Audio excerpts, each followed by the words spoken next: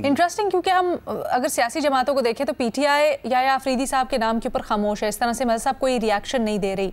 क्या आप समझते हैं सियासी अरीना में इस्तेहकाम आ पाएगा जिस तरह से राना साहब दावा कर रहे हैं? देखिए, राना साहब दुरुस्त कह रहे हैं, और उसकी वजह क्या है? उसकी वजह ये कि किसी भी हुकूमत को तीन जगह से, नॉर्मली हमारे यहाँ तीन सेक्शन से ख़तरात रहते रहे हैं। एक इस्टेब्लिशमेंट, दूसरी अदलिया, तीसरी अपोजिशन और इस्टेब्लिशमेंट का गठजोड़। उसकी वजह से नॉर्मली हुकूमतें डिरेल रही हैं हमारी यहाँ।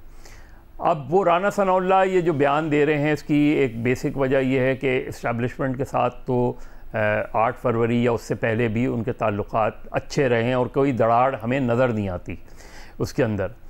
अदलिया के साथ प्रॉब्लम्स थी, अदलिया के साथ दोनों प्रॉब्लम्स थी। अदलिया की प्रॉब्लम इस्टेब्लिशमेंट से भी थी, अदलिया की प्रॉब्लम हुकूमत से भी थी।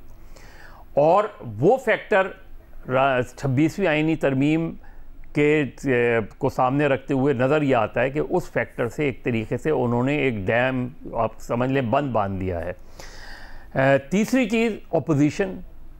अब अगर अपोजिशन ही 26वीं आईनी तरमीम को डायरेक्टली या इनडायरेक्टली एक्सेप्ट कर लिया है, आप उठा लें, बयानात उठा लें। ये ज़रूर कहा जाता है कि 26वीं आईनी तरमीम गलत तरीके से आई। ये भी कहा जाता है कि उसके नतीजे में आगे आने वाला वक्त जो है वो सबको भुगतना पड़ेगा। लेकिन फिर ये भी कहा जाता है कि अब तो आ गई है 26वीं आईनी तरमीम, लिहाजा हमें एक्सेप्ट करनी पड़ेगी। अब जो आईनी बेंचेस बनेंगी उनके सामने भी जाएंगे। और आज तो वोट टेकिंग सेरेमनी में जो है वो गवर्नर, वो वज़ीर आला खैबर पख्तूनख्वा अली अमीन गंडापुर ख़ुद बैठे थे। तो लॉयर्स मूवमेंट तो एक तरीके से बैठा दी गई। यानी ये चीज़ या आफरीदी के हवाले से जो इनिशियली उनके आने से पहले बज़ाहिर नज़र आ रहा था, वो रेजिस्टेंस हमें नज़र नहीं आ रही, इवन बयानात में नज़र नहीं आ रही। हर तरफ से एक्सेप्टेबिलिटी नज़र आ रही है, इवन अपोजिशन डायरेक्टली या इनडायरेक्टली। और आज KP के वज़ीर आला का उस वोट टेकिंग में शरीक होना इस चीज़ को क्लियर कर रहा है कि उस चीज़ को एक्सेप्ट कर लिया गया है। तो अगर अपोजिशन की तरफ से दबाव कम हो गया, अदलिया की तरफ से दबाव कम हो गया, इस्टेब्लिशमेंट आपके साथ वैसे ही है, तो अब आप अगर ख़ुद कोई इस तरह का अपने पैरों पे कुल्हाड़ी मारी तो मारी, बज़ाहिर फॉर द टाइम बिंग, वरना तो पाकिस्तान में रातों रात चीज़ें तब्दील हो जाती हैं, वो तो नहीं। लेकिन हुकूमत की हद तक मुझे कोई इमीडिएटली कोई थ्रेट नज़र नहीं आ रहा गवर्नमेंट को। इरशाद भट्टी साहब, अभी मेरे भाई फ़ख्र ने को मेरी जो मुझे जमहूरियत से खुशबुएं उठ रही थी उन पर उन्होंने एतराज़ किया और फ़ौरन अमेरिका चले गए पहली फ़्लाइट पर के वहाँ बड़ा लंबा इर्तिका है। और इस इर्तिका ने खुशबू को चंबेली की खुशबू में बदला है। भाईजान, इशू ये है, इशू ये नहीं है कि मुझे जमहूरियत बुरी लगती है। इशू ये है कि हमारे यहाँ जमहूरियत जिन हाथों में है वो हाथ मुझे बुरे लगते हैं। आप मुझे बताएं, audit less, जमहूर less, performance less लोग जो हैं वो जमहूरियत चला रहे हैं, जिनके माइंड सेट जो हैं वो जमहूरी नहीं है, पार्टियाँ जमहूरी नहीं हैं, घर जमहूरी नहीं है, बादशाहते हैं और वो दावे करते हैं कि वो जमहूरी हैं। अब जब तक ये हैं तब तक ये आप इस तरह ही समझे, मैं कई मरतबा इस पे बात कर चुका हूँ कि आप पेशावर जाती बस में बैठकर लाहौर जाना चाह रहे हैं तो आपकी मर्ज़ी है। आप किक्कर के दरख्त को रोज़ खाद और पानी देते हैं कि इस पर अंगूर लगेंगे तो आपकी मर्ज़ी है। मुझे बताएं कि बिलावल भुट्टो साहब ने जब कहा BBC को इंटरव्यू देते हुए कि मौलाना और अपोजिशन साथ ना भी मिलते तो हमारे नंबर्स पूरे थे। अब मुझे बताएं वो नंबर कैसे पूरे थे? ये जमहूरियत है कि लोटों के ज़रिए हमने 26वीं आईनी तरमीम लानी थी।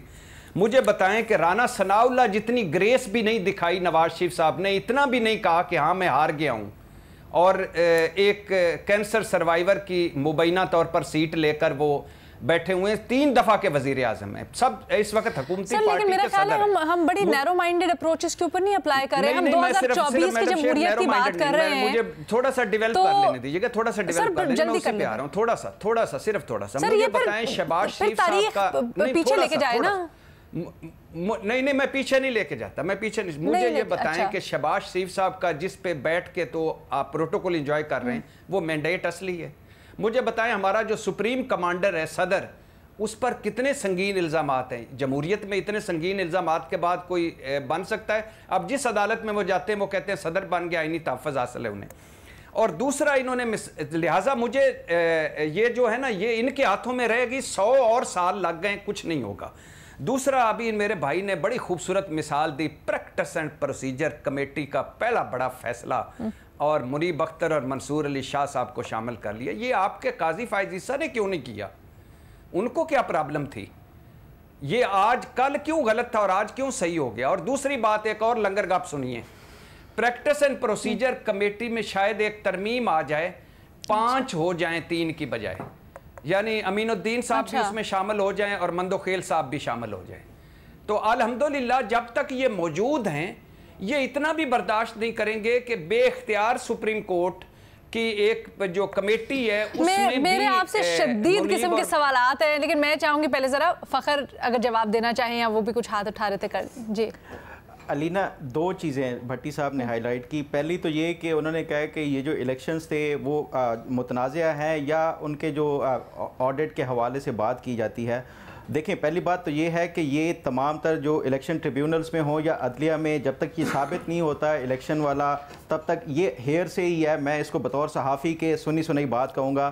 اور اگر یہ بات اس کی تحقیقات کے حوالے سے ہے تو جب یہ مولانا فضل الرحمان اور پی ٹی آئی کے آپس میں یہ جو وہ ہو رہے تھے، جتنے بھی مذاکرات ہو رہے تھے، مولانا فضل الرحمان نے پی ٹی آئی سے ایک شرط رکھی تھی اور انہوں نے کہا تھا کہ دیکھیں باقی وفاقی حکومت یا باقی صوبے نہیں مان رہے الیکشن آڈٹ کے حوالے سے، آپ ایک مثال قائم کریں، آپ جو ہے وہ پشاور ہائی کورٹ کو ایک لیٹر لکھیں اور اس میں کہیں کہ ایک جوڈیشل کمیشن بنا کے جو کے پی کی حد تک الیکشنز کے کوئی اگر کسی کو اعتراضات ہیں تو اس کے لیے ایک جوڈیشل کمیشن بنایا جائے۔